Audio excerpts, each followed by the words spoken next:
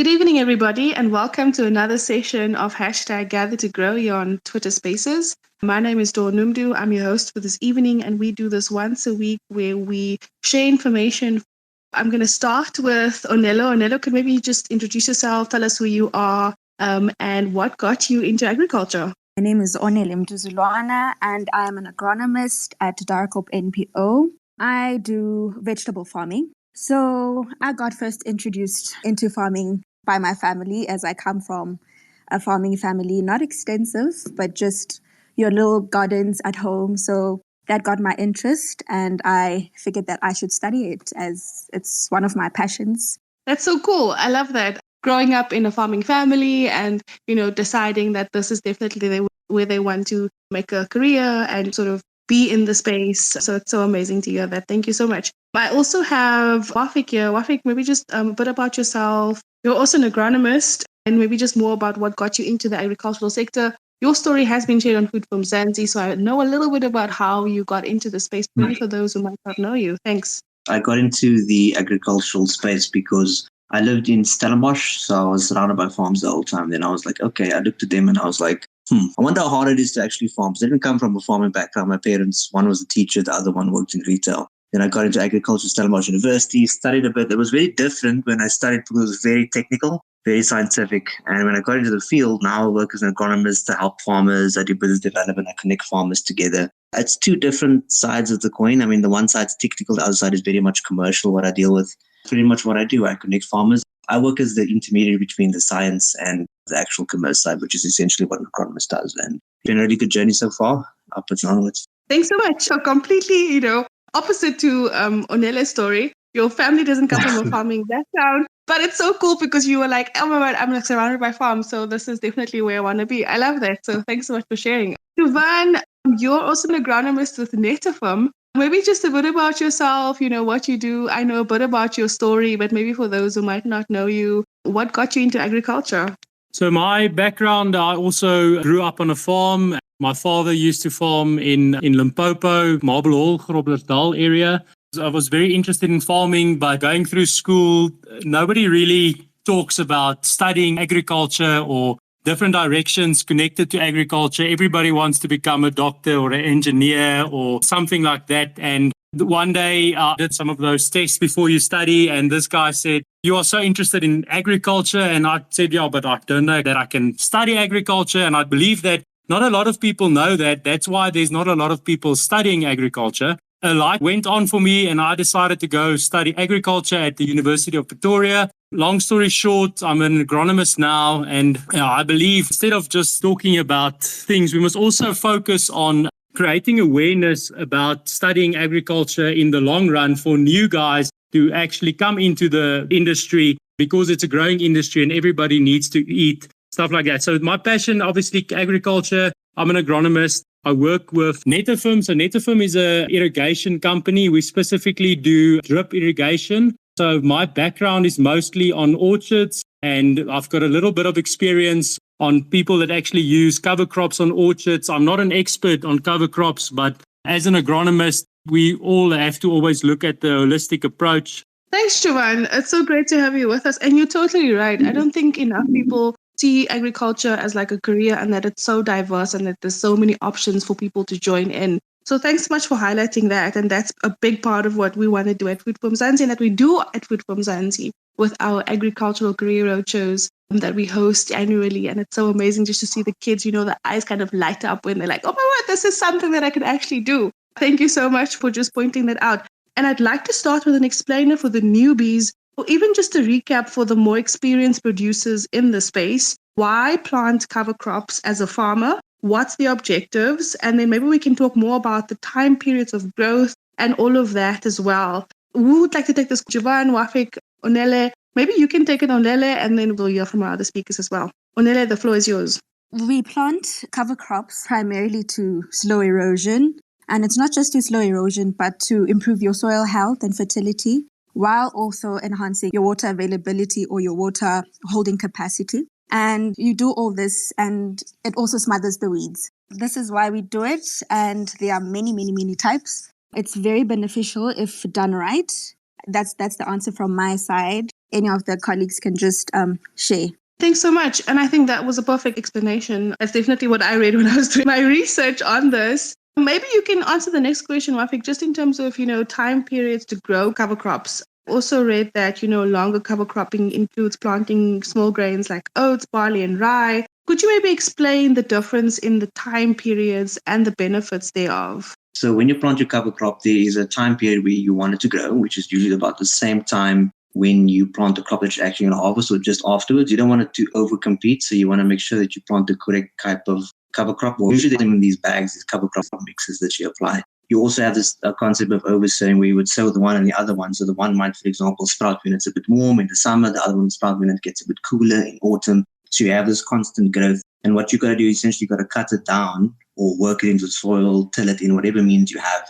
And that can serve as a sort of agreement here. Now, the benefits that was brought forth with other colleagues, she made mention of various things, but there's many others. You get this thing in nature with landbouw. It's essentially you trying to tame nature like you would tame a cat. Now you have a cat, and that will be, there's a lot of similarities with a tiger, where the tiger is more wild and the cat is now domesticated. So when you have plants, you domesticate them, but the wild part is always there. So when you have an open piece of land, it's never really open. There's always something there, unless it's entirely compacted. So if the soil is healthy, something's going to grow, and what you're going to have is weeds. So you don't always want the weeds, because the weeds might carry aphids or other viruses and various type of cover crops. You get leguminous, non-leguminous. Leguminous will add a bit of nitrogen. They can break up the soil if it's compacted. There are ones like clover that would grow closer to the soil. Obviously, you can't grow that in certain types of soil that are more dry. But yeah, so essentially to cover that gap, many farmers do it. I've been to a farm recently, vineyards, and I'm certainly using wheat as a cover crop. Now there it can work, but wheat, for example, won't work in citrus, because you get the weevils that will hop on top of the wheat and then jump onto the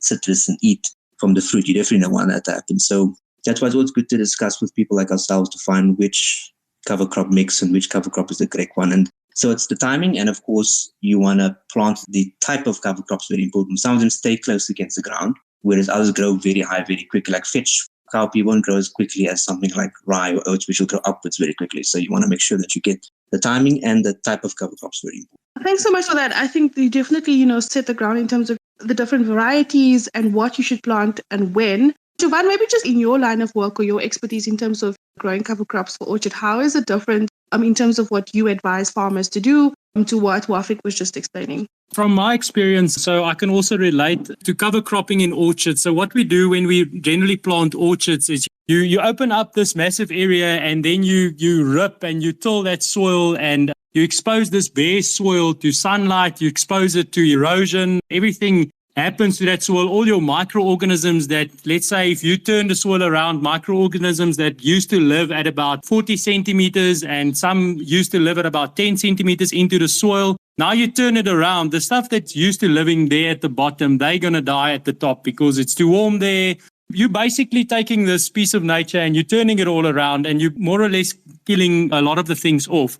So the basic idea that I believe in with cover crops on orchards specifically is you want to stabilize that soil as quickly as possible, because you want to stop erosion. So if you plant a mixture of different things, so your aim in the end of the day is to have this orchard, let's say it's citrus or macadamias or avocados, this orchard is going to be a monocrop. So the idea of the cover crop is to introduce a lot of diversity into your orchard. One point, obviously, keeping your erosion intact, so your roots in the ground keeps the soil where it is. You don't have all this nice deep top red soil running down into the rivers. So first of all, keep the soil where it is, because that soil has been built over hundreds of years, and the top soil is the most fertile.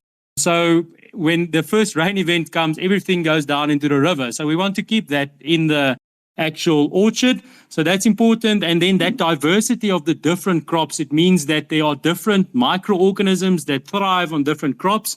So you start creating diversity in the and then you start creating more of a natural environment where your actual tree crops' roots might thrive. So your positive microorganisms will live on these roots, and then they will also then support your actual crop in the long run, and they will also fight against the non-beneficial stuff like the pathogens and stuff like that in the soil. So there's a lot of benefits. Planting a diversity of things is the way to go for me.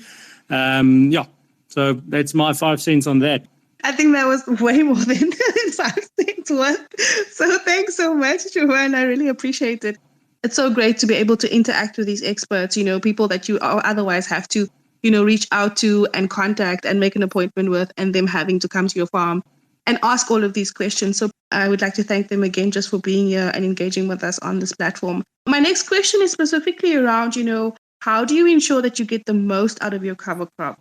Maximum benefits. Onele, would you like to take this one? And then I'm also going to throw to our other two speakers as well. As a farmer, how do I ensure that I get the most out of my cover crops for maximum benefits? Okay, so if you want to ensure that you get the most out of your cover crop, I would suggest that you till your cover crop into the soil before the head forms. So this is probably during your flowering stage, where the sugars are most active. And then you'd have to allow your 2 to 4 weeks for the plant to obviously decompose before you start planting again. And then I'd suggest that you choose green manure plants that are tender and are fast growing, like your buckwheat or your field peas. So those are fast growing, and then they'll just easily decompose instead of letting the plant grow and it gets too hard and woody. So you don't want it to get to that stage. So I'd suggest that you pick your fast growers and your tender plants. Thanks, Onele. Wafik, would you maybe like to contribute or add to that question as well? Yes, you want to get most of the cover crops. You don't want to overdo it. You definitely want to get the correct combination of cover crops. And obviously, it's all about timing, planting it at the correct time, and then just terminating, or they refer to the term they use is terminating, or just basically plowing it into the soil at the correct timing, as my colleague had mentioned. That's pretty much the main benefits you can get out of that. And obviously, depending on the kind of crop that you have, you don't want to have grass leaves, you don't want to have necessarily legumes, or you don't want legumes where you're not going to benefit mostly from them. So it's your cover crop combination, it's the timing, and of course, most importantly, it's when you work it back into the soil. That's got to be, you got to do that correctly. If you do it too late, you could have a problem when it comes to harvesting. If I can also add on that, Dawn, obviously I'm just looking from an orchard perspective. So when you talk about an orchard, to get the most out of your cover crops, because you don't get the opportunity really to work them into your soil again. So you have to plant something that's more perennial. And the idea is that you would like to plant something that doesn't grow that fast. So you want to cover the soil, because the bare sunlight on the soil actually uses a lot more water than a plant on the surface would use through transpiration. So the idea behind cover crops on an orchard is that you cover the soil, and you don't want to come in and cut that cover crop too often.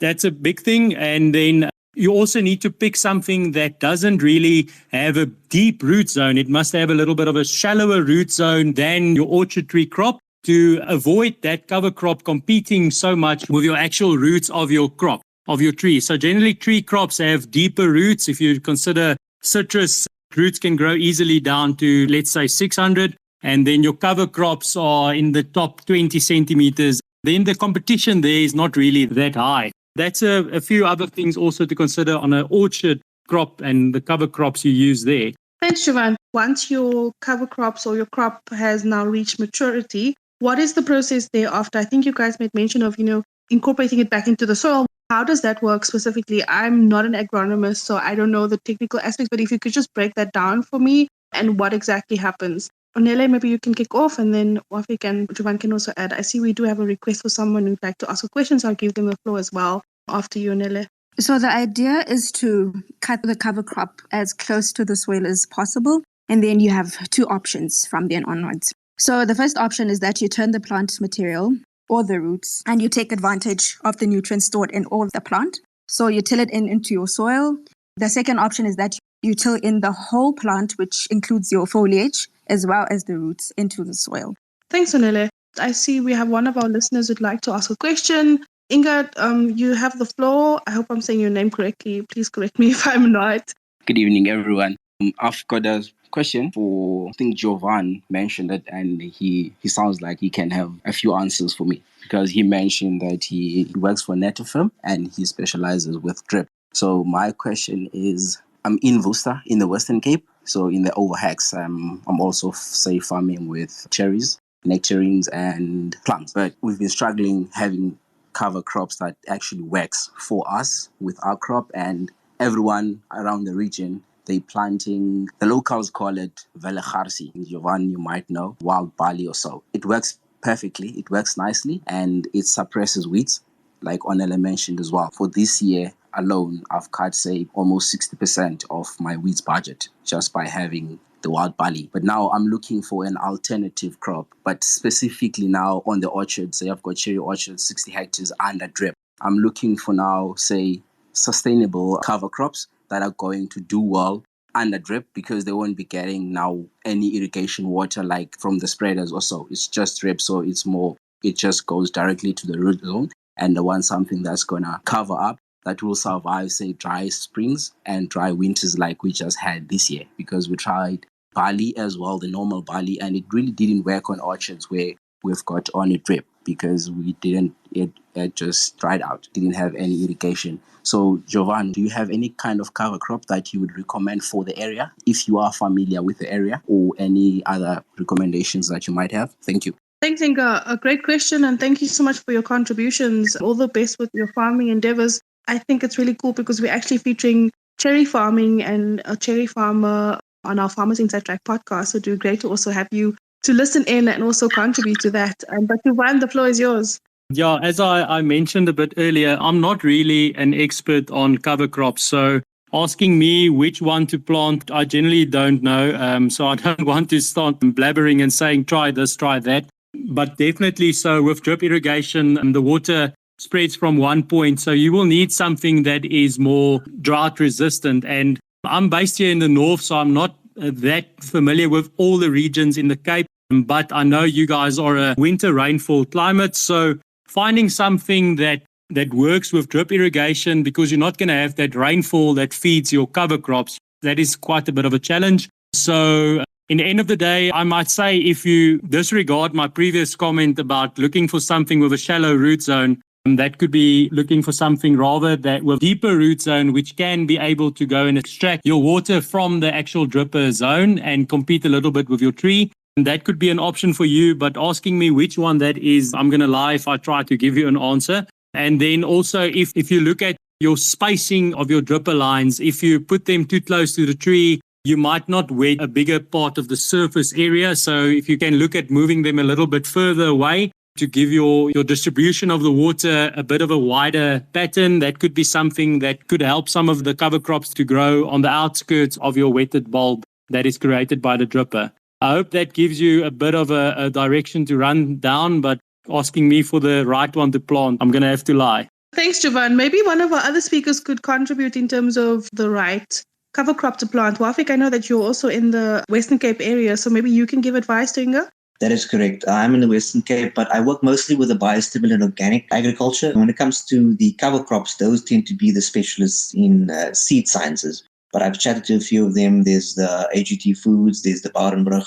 They specialize in only local indigenous cover crops. So you want to get something that's indigenous, that's what I'd recommend. And the specialist agronomists, they were able to assist you with a specified cover crop mix that will allow you to solve that specific problem that you have. I know that it might seem impossible, you tie various different cover crops, but I know for a fact there is a cover crop out there that will work for that type of soil, because as I said before, when you look at the natural landscape around you in that area, look at the closest nature reserve, you're going to see on the bare parts of soil, there's almost no bare parts of soil. There's always something growing. Even though the air is very hot, I know there is some type of crop growing. So what they would do is they would take it, they would breed it, and then they would just essentially harvest the seeds, and that would be part of the seed pack. So I would recommend having a chat with those companies, and they will assist you correctly. But there's a couple of ones that will survive in hot environments and cool environments, but I can't say specifically. I don't want to give incorrect information, but those guys were able to guide you to the correct species. Thanks so much. I'm realizing now as the conversation is going that there's so much room for us to, share information with farmers. And what I'm going to do is over the next few weeks, we're going to break it down and maybe focus on different areas and possibly also focus on different commodities, and then share this type of information guide through our Farmers Inside Track channel. So please do stay tuned to Food from Mzansi, and we'll definitely be able to give you some guidelines, talking to these experts and then giving this information. So Inga, do DM us, connect with us, come back to the space. We will definitely be able to share additional information outside of what we're talking about in the session. I hope that helps. I see Yolo is with us. Yolo, thank you so much for being here. She's like one of our regulars here on Gather to Grow. Maybe just a short introduction, who you are, where you're based, and what you do in agriculture. I'm Yolokazi Mchazi, an agronomist for DARACOP NPO. I'm currently based in Springs in Gauteng. I wanted to join in on the conversation of what cover crop to plant and stuff. I wanted to concur with my colleagues to say we can't say which specific cover crop to plant because that depends on the production systems of the farmer, depends on the soil conditions. There's a lot of variables at stakes for us to be able to say this is the type of cover crops that you can plant. But I'll just list the common cover crops that one can plant for crop production. They might include rye, wheat, peas, cowpeas, radish. For my side as a horticulturist, the cover crops I'm most familiar with, it's mustard, moringa, thyme. For instance, you can plant cover crops as companion crops or intercrop with them, so to say. For example, you can plant your tomatoes with thyme as a living mulch, and also it acts as a pest repellent for whiteflies and improves the flavor of the fruit, honestly. So the question to what cover crop to plant really just depends on the farmer and their needs, honestly. Thanks, Yolo. And I guess it's important to kind of have an agronomist at hand or close by so they can advise you in that way. Thank you so much for sharing that information. Also, just kind of establishing a baseline that every farmer needs to kind of establish what works for them, depending on where they farm, what they're farming with, and what their setup is like. Just to maybe touch on some of the other points that I wanted to focus on, I think we spoke about what happens when the crop reaches maturity, what's the process thereafter. But I maybe like to again touch on timelines and how long it will take for the cover crop to grow, and also for the residue to decompose. What happens then? If you could just maybe take us through the process. Wafik, maybe you can start, and then Jovan, Yolo, Onele, you guys can also contribute. Thanks. Yes, when it comes to the timeframes, they can be extremely variable depending on how much water there is, if climatic conditions. Sometimes it might be very hot, it might be very cold. General rule of thumb is when things are pretty cold, depending on the kind of cover crop, it'll take very long to germinate. And when it's warm, it'll germinate quicker, which can definitely mean that it'll start growing quicker. So when it comes to timeframes, that's why it's so important that you get a good cover crop mix and time it out and scatter out correctly depending on the environmental conditions you're in. When it comes to time for degradation, that also very much depends on the type of soil you're dealing with. Now, when it comes to organic matter degrading in soil, you need a couple of things. You need oxygen, you need sufficient water, not too much. Too much water, you get like a bog, swampy type of material. That's not going to work. Too little water, you won't have enough biological activity. So you need organic matter to be there, which is the cover crop itself. You need the microbes to be there, which might not always be there, but that'll happen after the second year, depending on how much microbes are in the soil. If you inoculate, maybe it's virgin land, and there should be enough microbes that will result in quicker decomposition of your cover crop. So that's very variable and it depends. But generally, you're not going to go through too many cycles, about 2 to 3 cycles max of cover crops. But it all depends on the type of soil, environmental conditions, and your goals. Like many cash crop farmers, they don't even farm much during the winter because of the unfavorable environmental conditions. But outside of winter, they would do it again. So they would just leave the land barren. And what happens is the natural cover crops of the area would come in, they'll till it back in. And that's a very smart way, a cheap way of doing cover cropping. But that's if you're doing cash crops in certain parts of the Cape. And thank you so much. Jovan, Onele, Yolo, any comments on this question? Just to add on to what Wafik has said, it definitely depends on the type of cover crop that you've used. They have different time frames. But let's say you have the perfect moisture, the perfect weather conditions for it to decompose. It would roughly take you, on average, 2 to 4 weeks for a cover crop to decompose. If you want it to happen quicker, you can just turn in only the roots as the roots decompose quicker. And then if you're going to till in the whole plant, it will definitely take longer. I just wanted to add in about the time frames. Thanks so much. Any other comments on time frames? Jovan, Yolo, any other comments? Yolo? At the expense of sounding redundant, it really depends on the climatic conditions and the seasons because there are so many biotic and abiotic factors that come to play when it comes to decomposition. So it's one of the things that you can't say it's this certain amount of time and stuff, but expect it to decompose just after a few weeks to a year, depending on the conditions that you currently have and also on the type of cover crops that you planted. For instance, rye would decompose faster than mustard. Those are the things that you just need to look into. My next question would be around, what are the steps to take once the process is complete? What are some of the subsequent food crops to grow? I think Yolo mentioned tomatoes and thyme, almost like, doing like companion planting in a way. And then maybe you can just briefly take us through that. I'm basically asking this as like a home gardener myself, just for my own information's sake, but it's important. And I also want to maybe later talk about scale. Does it matter whether you're like farming in your backyard and you're just starting out, and if you're like a medium scale farmer and fully commercial farmer? But that I want to definitely touch on later. Maybe just for now, what are some of the information or tips that you can give us in terms of the entire process and the crops to grow? Maybe Onele, you can kick us off with this one. You can't really say that I know that I'm going to plant this cover crop. What actually determines what you cover crop with is what you want to plant. For instance, I have a block of green peppers. I know I do this every season.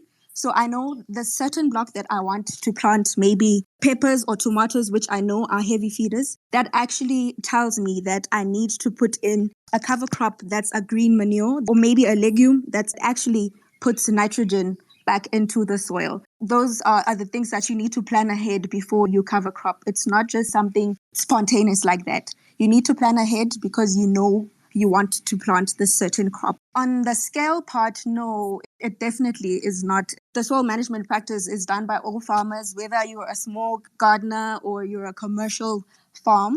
It doesn't matter. If you have the time and you know exactly what you need and what you need to get from the cover crop, then you can do it. A small garden at home. Perfect. Thanks for that. Yolo, any comments on this one? With cover cropping, goes on to the same thing, Kuti.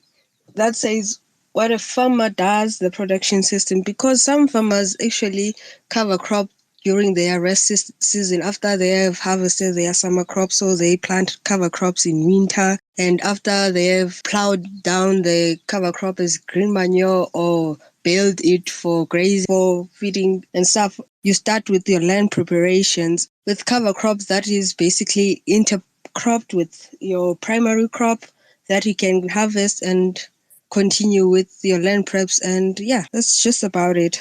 Thank you. Any advice around, ensuring that farmers get the most out of this practice? And also maybe you can just touch on how important it is specifically to improve biodiversity and mitigate the risk of climate change. Any comments on that? I could make a quick comment regarding that. So when it comes to climate change, what you have is you get carbon fixing microbes that you find within the soil. Now, which microbes are the various types? But generally, the more healthy the soil is, you want sufficient carbon, sufficient aeration, sufficient moisture and diversity on top of the soil. And of course, you have your insects, your nematodes, and obviously the soil food web that exists. Within the soil food web, you have the microbes, which will absorb, for example, carbon dioxide and other nitrogen from the atmosphere, which can work as a sort of a sponge and absorb a substantial amount of carbon from the atmosphere, which can reduce the effect of the greenhouse. And that will obviously get worked back into the soil, which become available to the farmer. The microbes that you would find within the soil would actually absorb carbon and nitrogen from the atmosphere and fix it, because they usually do that. But the greater the microbe diversity, the more absorption you would get. And if you keep them alive,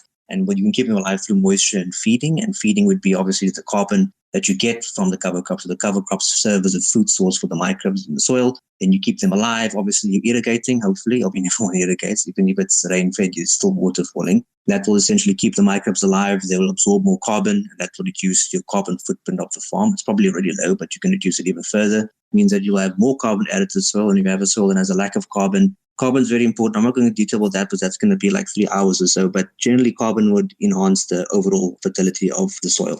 I've read recently that you could study done in 2017 says with cover crops comparing to a land with no cover crops. This was apple orchard that had a 24% increase. And that was the only difference between the two orchards. They were right next to one another. And the one had a cover crop, the other did not. They used fetch as a cover crop, in this case, a common hairy fetch. And they had a 24% increase in the yield. And overall of the same quality, it was class 1. So using cover crops isn't something that should be looked at as a side thing and maybe I should try it and it's alternative. It is an alternative. It's becoming mainstream, but it's something every farmer should look into. Thanks so much for that. But just any comments from you, Yolo or Onele? Cover cropping is an integral part in practicing regenerative agriculture in terms of rebuilding the soil and making ecological systems. When you are practicing cover cropping, it means that you have increased numbers of microbes and microorganisms that will make decomposition in your soil to be fast. And for many centuries, we've been invested in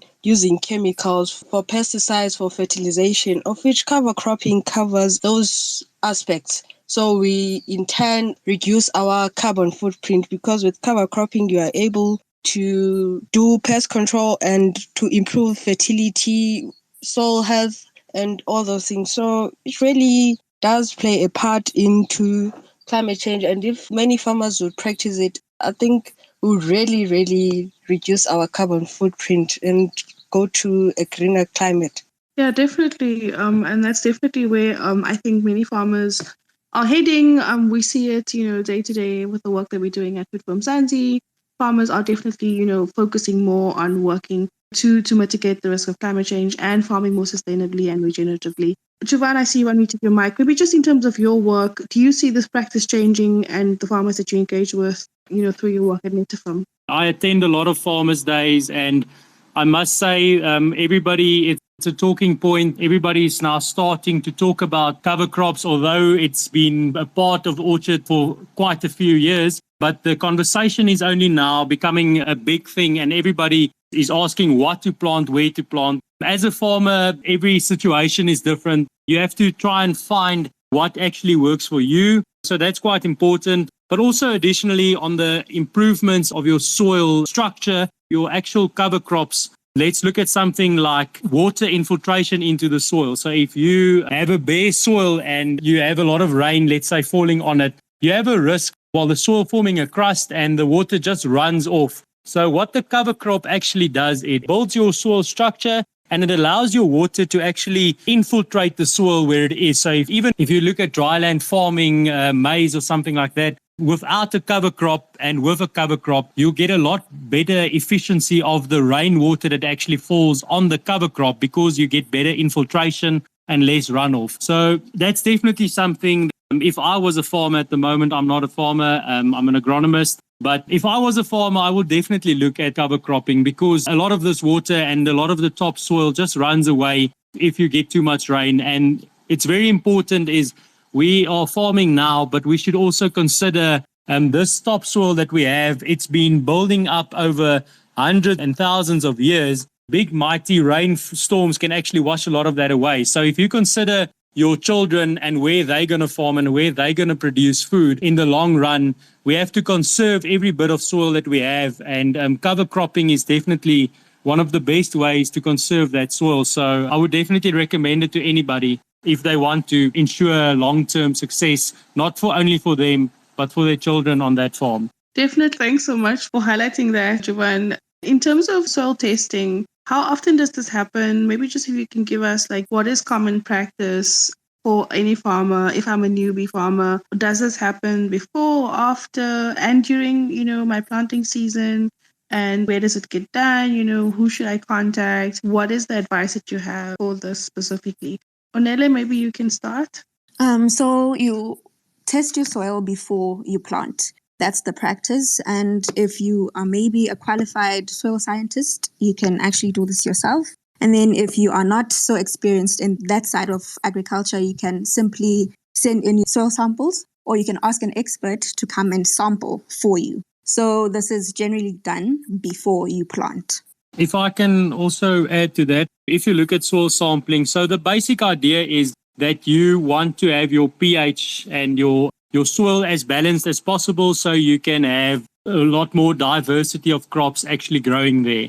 So I would definitely also recommend soil samples on orchards as well, as regularly as you can, once a year, just to make sure that if you add fertilizer and stuff like that, that fertilizer doesn't acidify your soil. To keep that area, you can do something like liming just to get your soil ready for your cover crops. So if you have a very acidic soil, some of your cover crops might not even want to grow in that acidic soil, and then you might be wasting a lot of money on buying the seeds, and it actually doesn't ever establish itself where it needs to go because your soil wasn't tested beforehand. So that's critical, in my opinion. Do that before you try and spend money on other things. Make sure the soil will be able to facilitate the growth of that cover crop. Thanks, Jovan. And then my last question would just be, additional tips for farmers. As we wrap up the conversation, what would you advise farmers to know and understand from day one when it comes to cover cropping? If they're not doing it yet, what should they be doing? And maybe just general advice. I think I'm going to start with you, Yolo. Thanks. I would really like to urge farmers and agronomists to promote cover cropping practice because it does not only benefit your soil in enriching it and reducing the erosion and promoting water infiltration, but at most time it is beneficial to your primary crop. Just like to urge everyone to start practicing if they are not practicing it, and to those who are already practicing it, try and review if you're using the right cover crop. Thanks. I see Ivor has grabbed the mic. Hey, Dawn, thanks. I can hear you now. So I'm actually asking for a friend. So it sounds to me like a cover crop mixture of species.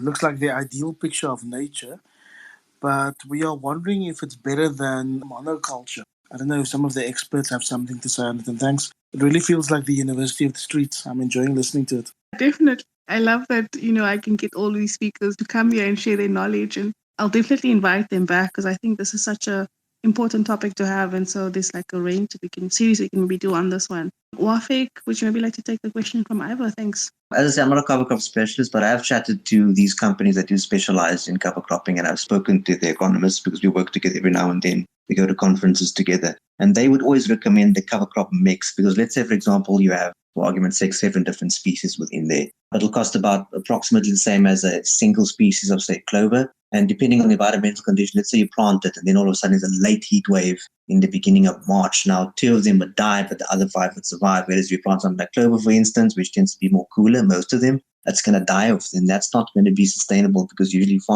many farms are running off of farm loans, which is perfectly fine. And cover crops is often looked at as an extra. And they really can't buy another batch of cover crops. So I would always suggest doing the mixtures. It'll just be safer. It's all about diversification and diversifying as much as you can, as early as you can. Because once your system starts running and you have the cover crops there and you've worked it in and you have an increase of organic carbon and microbes in the soil, then it'll become easier as things go on. It's very hard at the beginning. There is a bit of a lag period, but then after some time it will become easier and easier. And you'll see sometimes the cover crops seeds will be in the soil. Even after you work them, they'll start growing a little bit. You will need to plant them still every time you want. They're not just going to replace themselves. It's good to see that it means the soil is becoming more and more alive. So I'd always recommend a mixture because that's what the specialists have recommended to me. Thanks, Wafik. Any comments, Jovan, on that question in terms of your expertise? Thank you, Ivor. An honor to speak with the likes of you. Yes, my opinion as well, I would also go for diversity because if you consider soil microbes in the soil, you've got different microbes preferring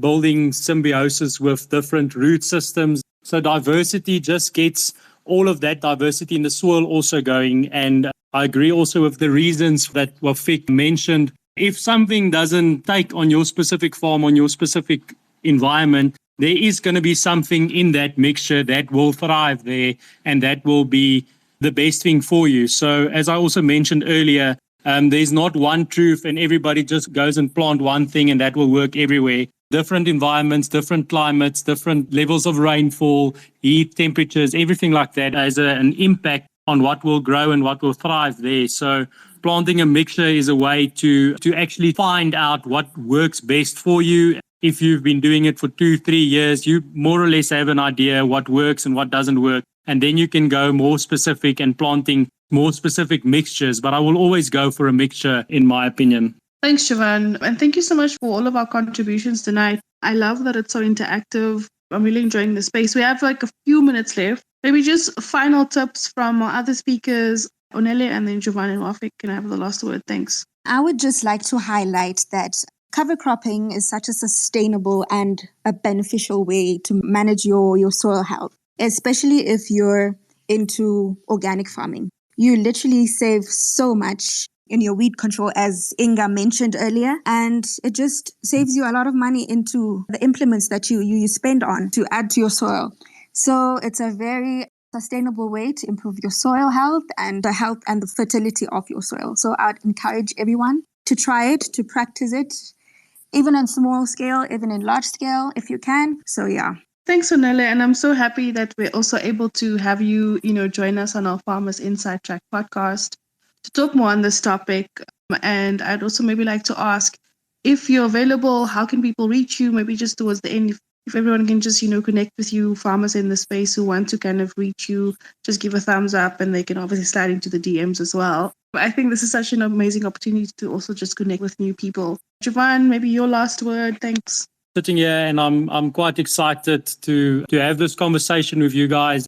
It's very important to have these types of conversations because in the end of the day, our industry needs to go forward and we need to change a lot of things. And if we don't have these conversations, nobody really thinks forward. And depends, one guy here can pick up something that, let's say, Wafik said, and that can actually make a difference to what he does. And he can take that forward. So I'm just saying Wafik, I'm not specifically. Anyways, you understand. So from my side, Dawn, thank you for hosting us. And it's been a pleasure to talk with all of you. It makes me excited to be in agriculture and it makes me excited to go forward and gives me some hope for the future. So thank you very much. Thank you so much, Jovan. I think you're one of the people in the agricultural space that always gets me excited about working in agriculture. Jovan was, of course, also featured on our Farmers Inside Track podcast, and he specifically spoke about orchard irrigation. If you missed it, do go and search for it on our Farmers Inside Track podcast. You can obviously do that on any of the channels that you listen to there, Spotify, Apple, wherever you listen to your podcast, to join us for that as well. Wafik, you have the last word, and then I'm going to wrap up. Thanks. Thank you. Yes, you shouldn't look at cover crop as an alternative practice. It is becoming more and more mainstream. And it's very important that smaller farmers, first of all, don't call yourself a smaller farmer, just call yourself a farmer, because then you might think of yourself as lesser than the bigger commercial guys that have billions behind them. It doesn't matter. Everyone starts somewhere. I'm a lot like with many entrepreneurs or people that would say, I'm a small business owner. Don't call yourself a small business owner. You're a business owner. That's as far as you need to go. You should look at it as a standard practice now, and it's proven to have a positive ROI. It's not something that's alternative anymore. Use it. You will get a positive return on investment. Trial it if you're not sure. Do half of your farm or do a hectare or 10%. You can get these guys and they'll come out and do trials for you for free. They will, especially if it's the first time, the cover crop specialists. Then I can guarantee you will see a positive return on investment. That's all from my side. If you do want to link up with me, you can link up with me on LinkedIn. I use that mostly for professional things, and I always respond to my DMs. Well, I try my best to. Thank you. Thanks so much, Wafik, and I'm sure people will be connecting with you on LinkedIn. I hope that you guys enjoyed this space. Thank you so much to all of my speakers tonight. Thank you so much, Inga, for your contributions, Ivor, for your contributions as well. Have a good rest of the evening. Bye for now.